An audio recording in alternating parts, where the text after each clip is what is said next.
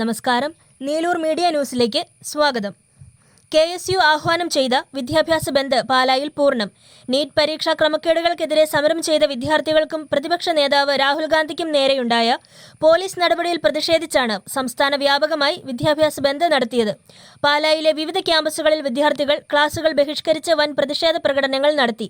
നമ്മുടെ രാജ്യത്തിന് കേന്ദ്ര വിദ്യാഭ്യാസ മന്ത്രിക്ക് നമുക്ക് സത്യം പറഞ്ഞാൽ ഒരു എഡ്യൂക്കേഷൻ സിസ്റ്റമാണ് വേണ്ടത്. ഈ സമയത്ത് നമ്മുടെ എഡ്യൂക്കേഷൻ സിസ്റ്റം യാതൊരു അക്കൗണ്ടബിലിറ്റി ഇല്ല, ക്രെഡിബിലിറ്റി ഇല്ല, ട്രാൻസ്ഫറബിലിറ്റി ഒന്നുമില്ല. ആർക്കാനും വേണ്ടി എന്തോ ചെയ്യുന്ന പോലെ നമുക്കത് പറ്റില്ല. നമ്മുടെ രാജ്യത്തിന് ഒരു നല്ലൊരു എഡ്യൂക്കേഷൻ സിസ്റ്റം വേണം. പിള്ളേരെല്ലാം നല്ല രീതിയിൽ പോയി പരീക്ഷ എഴുതി അവർക്ക് സ്ട്രെസ്സും കാര്യങ്ങളെല്ലാം തന്നെ വരുന്നുണ്ട്. ഏകദേശം 20ഓളം വിദ്യാർത്ഥികളാണ് ഇതിനിടെ ആത്മഹത്യയ്ക്ക് വിധേയമായിട്ടുള്ളത്.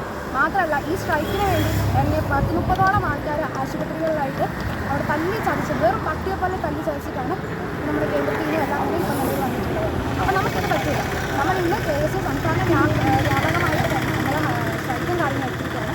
ഇപ്പോൾ നമ്മുടെ സെൻറ് തോമസ് കോളേജിലാണെങ്കിൽ പോലും വിദ്യാർത്ഥികളെല്ലാവരും പൂർണ്ണമായിട്ടാണ് നമ്മളോട് സഹകരിക്കുന്നത്. ബന്ദിന് വിദ്യാർത്ഥികളിൽ നിന്ന് വലിയ പിന്തുണയാണ് ലഭിച്ചത്.